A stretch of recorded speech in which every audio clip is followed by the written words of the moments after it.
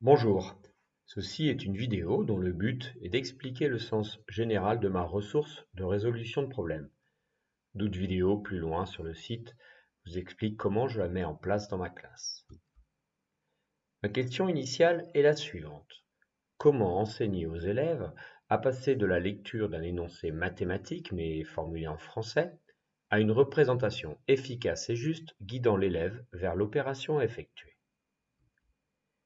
Il est nécessaire de commencer par s'assurer de la bonne compréhension du sens de l'énoncé, c'est-à-dire que l'élève soit capable de se faire une représentation imagée de l'énoncé. Cette représentation ne permet pas de résoudre d'un point de vue mathématique le problème posé.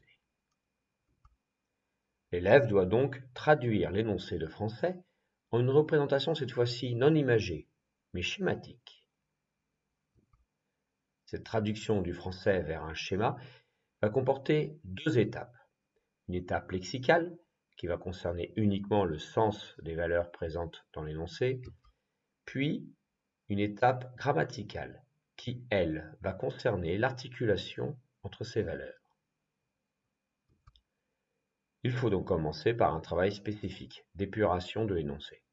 On identifie les valeurs sans oublier le point d'interrogation, qui est la valeur recherchée. Puis, on ne va conserver que les valeurs utiles et mettre de côté les valeurs inutiles. Maintenant que les valeurs utiles sont identifiées, on va leur donner un sens mathématique. Il s'agit ici d'effectuer une opération de traduction lexicale. Pour cela, on va utiliser des symboles qui font sens. On encadre avec un carré les valeurs d'état, comme si on les mettait dans une boîte. Un rond pour les valeurs qui transforment une autre valeur. Le rond peut rouler et peut ainsi faire changer une valeur de l'énoncé. Et enfin, pour les valeurs que l'on compare entre elles, on va utiliser un double rond de taille différente. L'élève va ensuite traiter chaque valeur individuellement, en s'aidant du vocabulaire et essentiellement des verbes. Par exemple, ici, la valeur 24 est associée à avait. Le verbe avoir, c'est donc un état, et on l'encadre. Il a ainsi accompli la première étape de cette traduction, la partie lexicale, où les mots ont été transformés en symboles. La deuxième partie de cette traduction est grammaticale.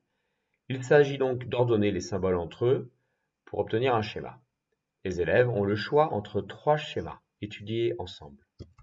Le schéma de composition, le schéma de transformation et enfin les schémas de comparaison où l'on compare deux états représentés par des rectangles de taille différente posés l'un sur l'autre, auxquels on ajoute une accolade pour indiquer la différence. Les élèves choisissent le schéma adapté en fonction du sens des valeurs. Ici, deux états et une valeur de transformation négative. Il s'agit donc d'un schéma de transformation.